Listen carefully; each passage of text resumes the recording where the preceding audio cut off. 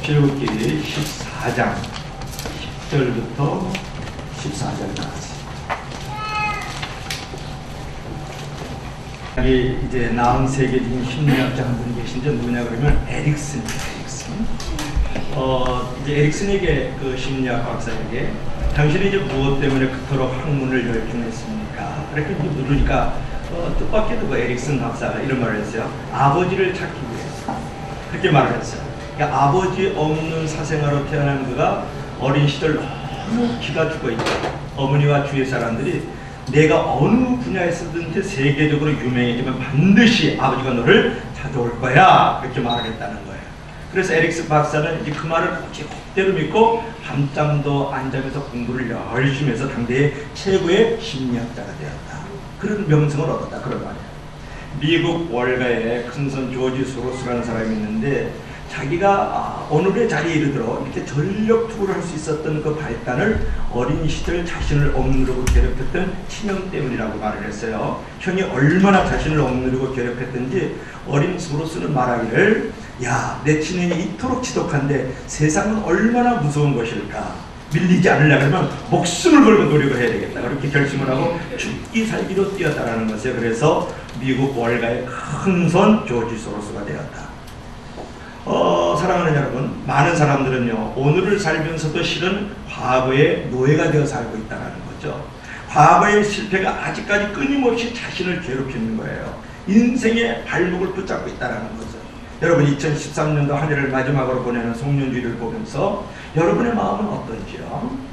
오늘 본문을 보면은 이스라엘 백성들이 출애굽한 이후에 뒤에는 지금 애국 군대가 막 쫓아오고 앞에는 좀 홍해 바다가 이렇게 가로막히고 있는 그런 위기 상황을 동영상 메시지로 잠깐 보았습니다.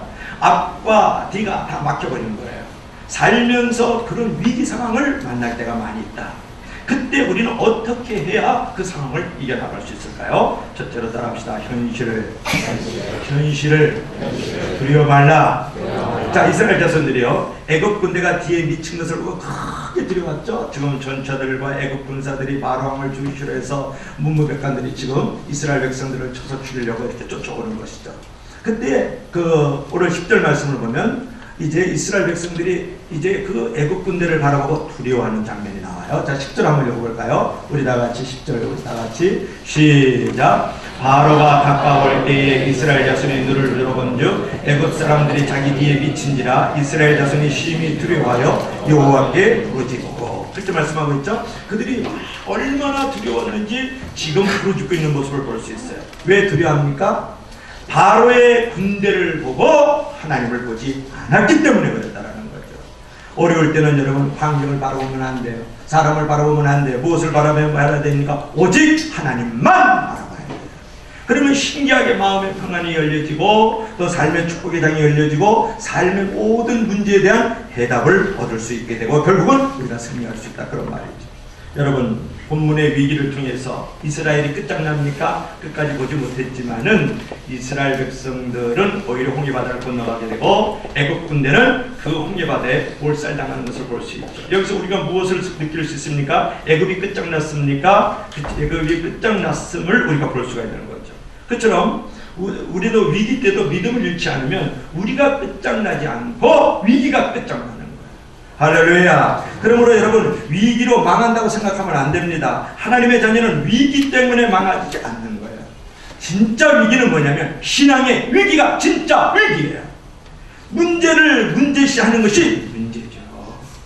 그러나 하나님의 뜻대로 살아왔고 이제 하나님의 뜻대로 살기를 이렇게 작정하면 위기는 오히려 사단이 박살나고 문제가 박살나는 기회가 되는 줄로 믿을 수 있기를 바랍니다. 그 영국의 위대한 그 감리교 목사 중에 윌리엄 생스터라는 분이 있어요.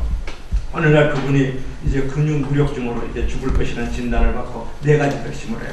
첫째, 나는 결코 불평하지 않는다. 이스라엘 백성들처럼 I'll never complain. 그 다음에 둘째, 나는 가정을 밝게 만들겠다. I'll keep the home bright. 셋째, 나는 축복을 쓰며 살겠다. I'll count my blessing. 넷째, 나는 고통을 유익으로 바꾸려고 노력을 하겠다. I'll try to turn it to again.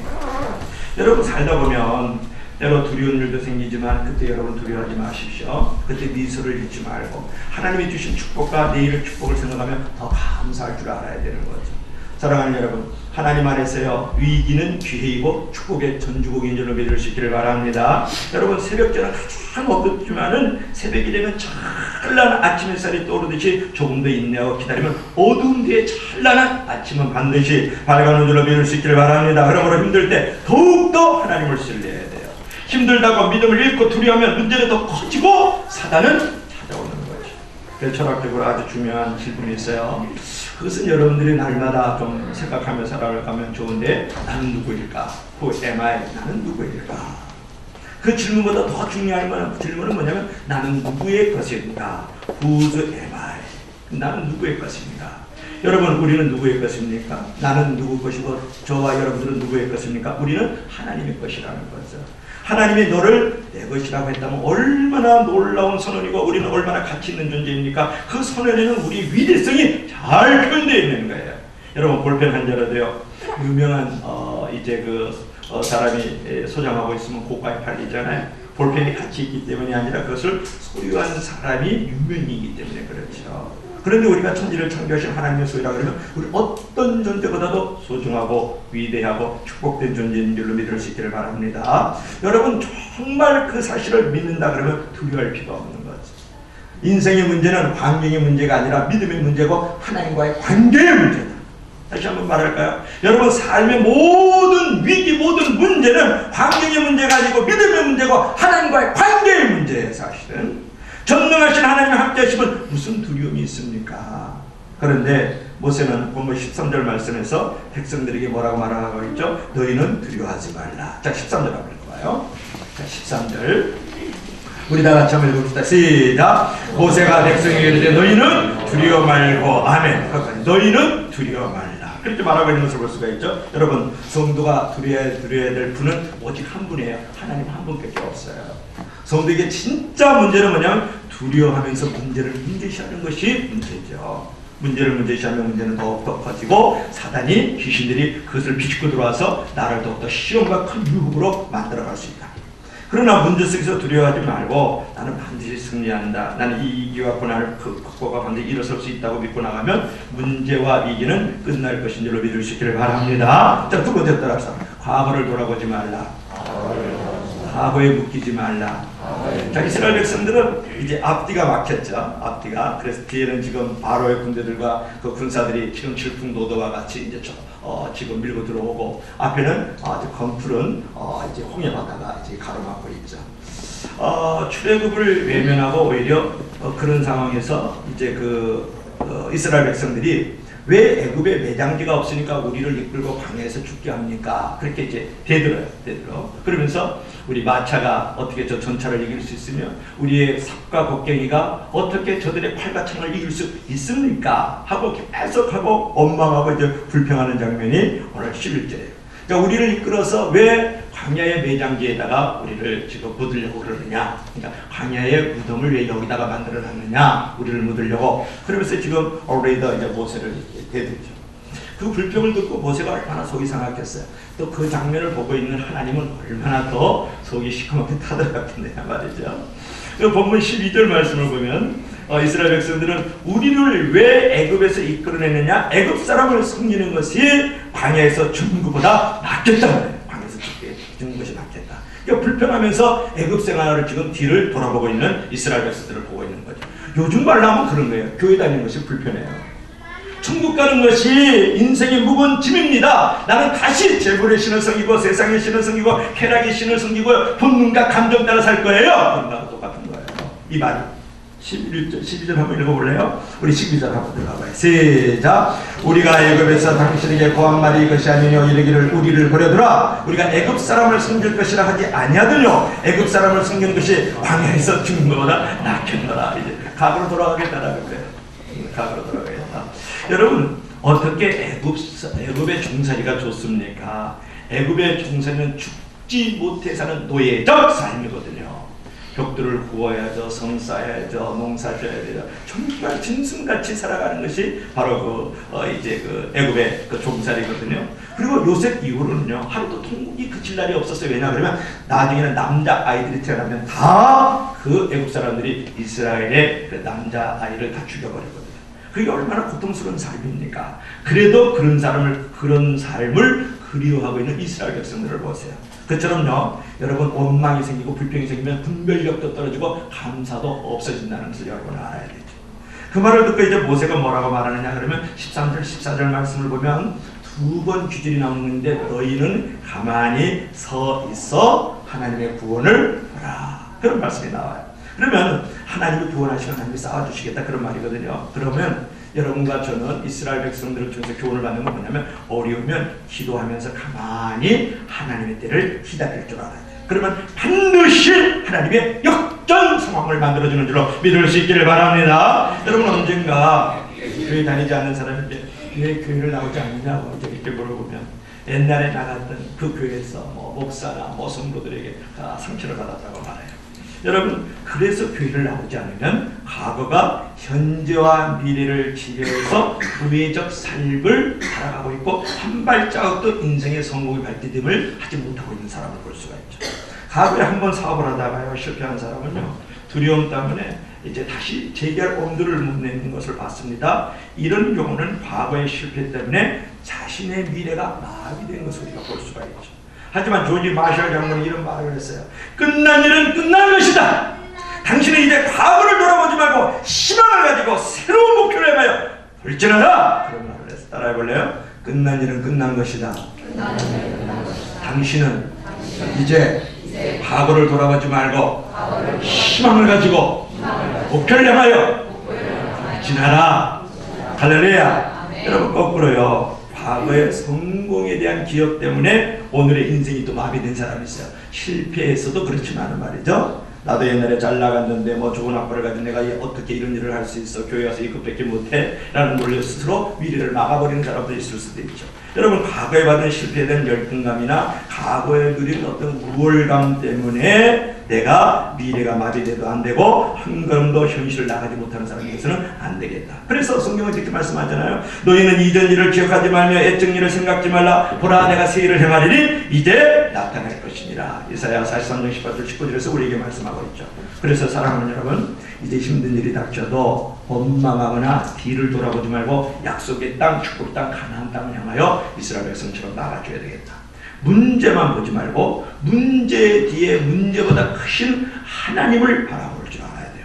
짙은 구름에 태양을 덮어도요 태양이 여전히 있잖아요. 문제가 클수록 하나님의 사랑과 능력과 축복은 더욱더 풍성하게 준비되는 줄을 믿을 수 있기를 바랍니다. 내가 못해도 하나님은 하실 수 있잖아요.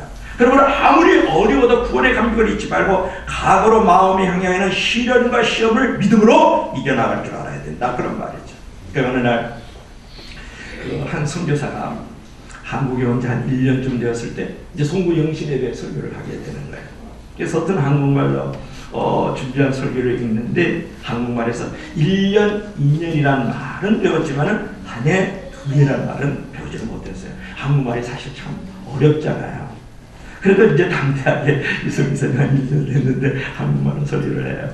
사랑하는 여러분, 오늘 이 밤이 지나면 2년이 가고 새년이 옵니다. 새년은 어떤 년일까요? 불안도 있습니다. 그러나 안심하세요. 2년도 새년도 다 하나님이 주신 년입니다. 그러므로 우리는 어떤 년을 맞아도 잘 살아야 됩니다. 여러분 모두 새년을 맞이해서 잘 사시길 바랍니다. 우리 교인들이, 우리 교인들은 다 감정이 메말라.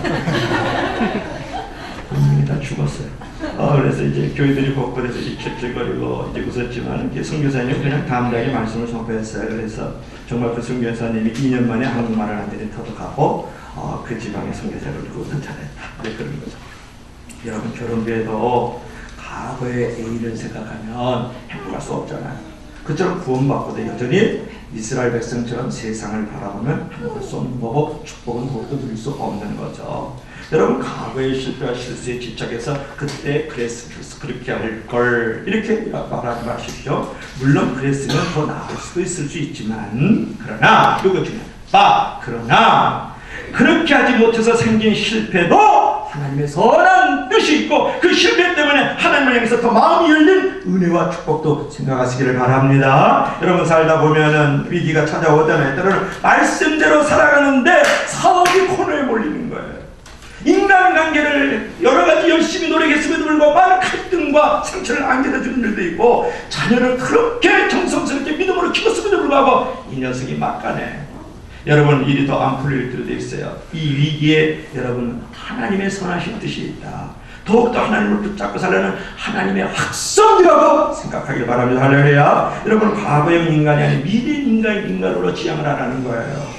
여러분, 과거를 집착하면요 한 발자국도 미래를 향해 나아갈 수가 없는 거예요. 여러분, 배라는 것은 앞을 향하여 이제 목적을 향하도록 만들어 놓은 건데, 그 뗏목을 갖다가 밧줄로 묶어놓고서 이제 아무리 노를 저어도 그 자리에서 뱅뱅 돌고 한 치도 앞으로 나갈 수가 없는 거죠. 여러분, 이렇게 과거에 묶여있고 과거를 돌아보면 한 치 앞도 미래를 나갈 수가 없는 거예요. 오늘의 나는 미래가 나를 만들고 과거가 나를 만들어가는 거예요. 여러분, 좋았던 과거도 집착하지 마십시오. 그러면 교만과 자신감에 사로잡혀 실패할 수 있어요. 반대로 나빴던 과거도 집착하지 마십시오. 그러면 열등감에 사로잡혀서 매사에 자신이 없어지는 거 아니겠어요? 현재가 힘들면 가끔 왕년에 어떻다는 생각을 하게 되지만 그 왕년의 생각을 깨끗이 지우고 희망의 날개를 펴야 됩니다. 그래서 형제들아, 오직 한결 뒤에 있는 것을 잊어버리고 앞에 있는 것을 잡으려고 격대를 향하여 그리스도 예수 안에서 하나님이 위에서 부르신 부름의 상을 위하여 쫓아가라. 그래서 3장 13절부터 14절에 말씀하고 있는 것을 기억하시기 바랍니다. 자, 마지막으로 따라합시다. 미래를 바라보라. 미래를 바라보라.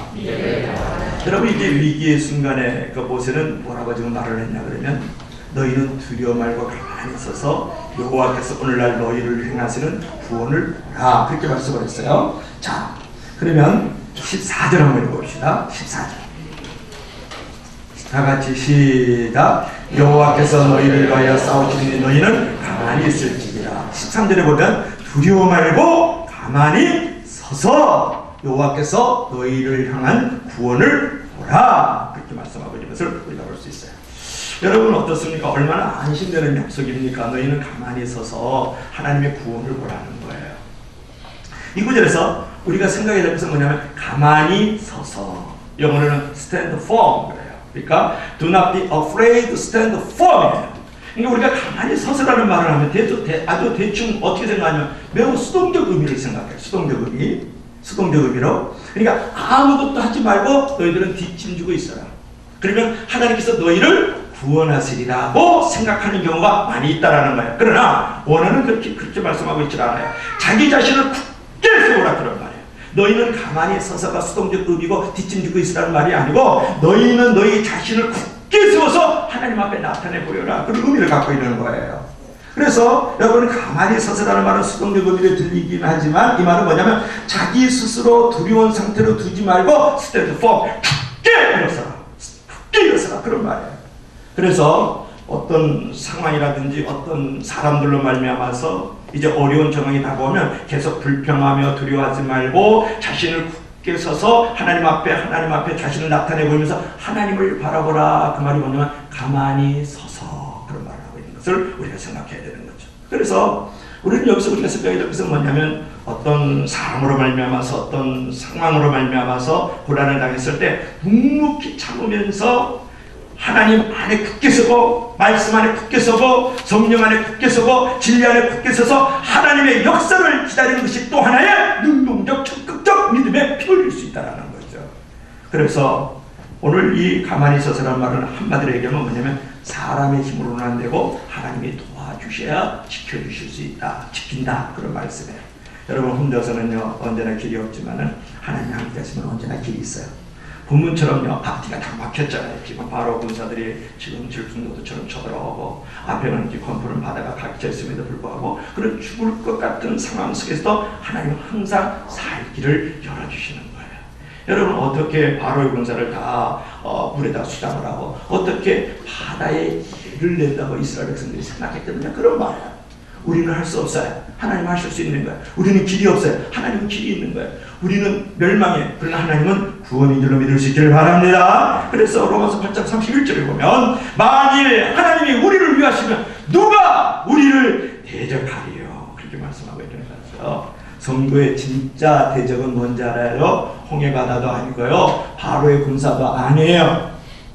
우리의 진짜 대적은 뭔지 아세요? 우리의 진짜 원수는 뭔지 아세요? 우리의 진짜 위기는 뭔지 아세요? 교만과 불신앙이 진짜 위기고 진짜 문제고 진짜 대적입니다. 1994년 일본의 소설가 오에 겐자부로는 노벨 문학상을 받으면서 이렇게 수상소감을 말했어요. 저는 일찍 명성을 얻었지만 곧 아이가 젖바가로 태어난 큰 시련을 만났어요. 처음에는 그 사실이 너무 고통스러웠지만 그 고통이 제 문학에 새 빛을 던져주었습니다. 저는 아이를 통해서 생명의 신비를 발견하고 생명의 근원이신 하나님을 깨달았어요. 그런 의미에서 제 아이의 키워기는 제 글에 영향력을 준 제 문학의 스승과 같다. 여러분, 이런 고백, 이런 감사, 이런 찬양 하나님 앞에서 할 수 있어야 되지 않겠어요? 있어야 되지 않느냐.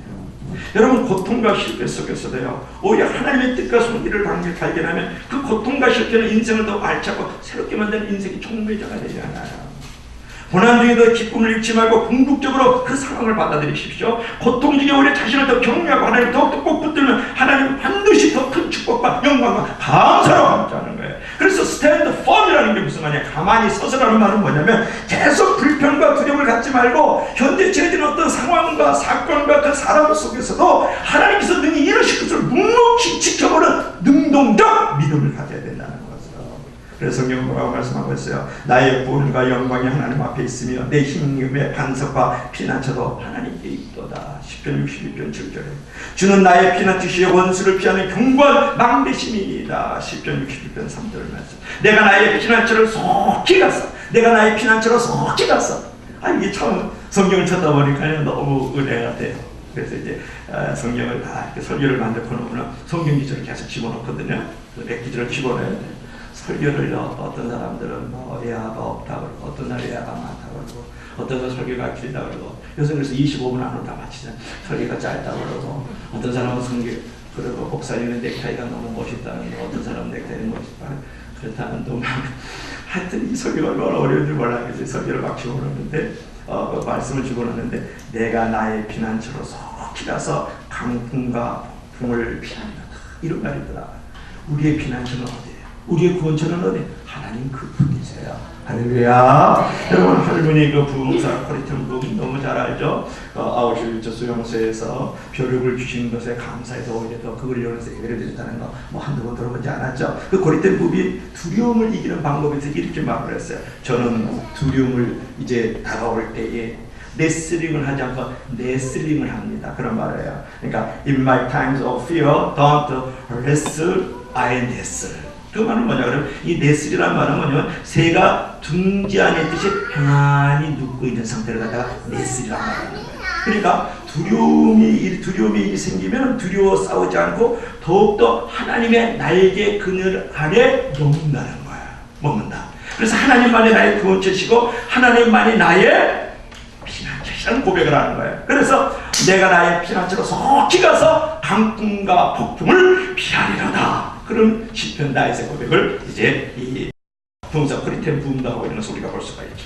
여러분, 그런 믿음으로 살 때 하나님은 반드시 피난처가 되어주고 구원처가 되어주신 줄을 믿을 수 있기를 바랍니다. 그러므로 이제 어떤 어려움이 있어도요 하나님이 함께하심을 믿어야 돼요. 하나님이 함께하십니다. 성탄절이 되면 오늘도 기도가 있었습니다. 임마누엘에서 그냥 립 서비스만 하지 말고 리프라이즈만 하지 말고 정말 어떤 일이 있어도 하나님이 함께하심을 믿어요. 하나님 안에는 언제나 힘이 있고 하나님 안에는 언제나 가능성이 있고 하나님 안에는 언제나 역전의 삶이 있다라는 것을 믿어야 돼요. 하나님 마지막 주간에 무엇을 믿고 있는 거예요? 난지도 쓰레기 더미에서요 최고의 아파트가 건설되는 것처럼 하나님의 손에 붙들리면 누구든지 상품에서 작품의 인생을 살아갈 수 있잖아요. 그리고 이스라엘 백성들이 홍해바다를 건너가서 멋진 작품 인생을 살잖아요. 성경을 보면 능력이 탁월해서요 하나님 앞에 쓰임받는 사람 한 사람도 없다니까요. 잘난 사람 하나님이 더 안 씁니다. 멋진 사람 하나님이 더 안 써요. 능력 있는 사람 하나님이 안 쓴다고요. 하나님의 은혜로 쓰셔서 쓰임받는 것은 축복을 받는 신앙의 고백이 이런 고백이에요. 하나님 저는 아무것도 할 수 없어요. 그런 거예요. 아브라함은 아무것도 아니었지만 하나님이 부르셔서 거울로 만드시잖아요. 믿음의 조상으로 쓰임받게 하세요. 주님의 열주자들 갈릴리바다의 촌놈들이잖아요. 그럼에도 하나님이 그를 크게 사용하셔서 위대한 인생의 상품에서 작품으로 만들어 갔잖아요. 못 쓰는 존재를 닿아서 없어지는 존재로 사모하시잖아요. 여러분, 조각가가 아무것도 아닌 흙으로 멋진 조각을 만들고요, 화가가 아무것도 아닌 종이에다가 멋진 그림을 만드는 거예요. 주님은 아무것도 아닌 우리도 희한하게 쓰시는 줄로 믿을 수 있기를 바랍니다. 그래서 너희는 두려워 말고 가만히 서서 여호와의 행하시는 구원을 보라, 이렇게 말씀하고 있는 것을 우리가 기억을 해야 돼요. 너희는 가만히 있어,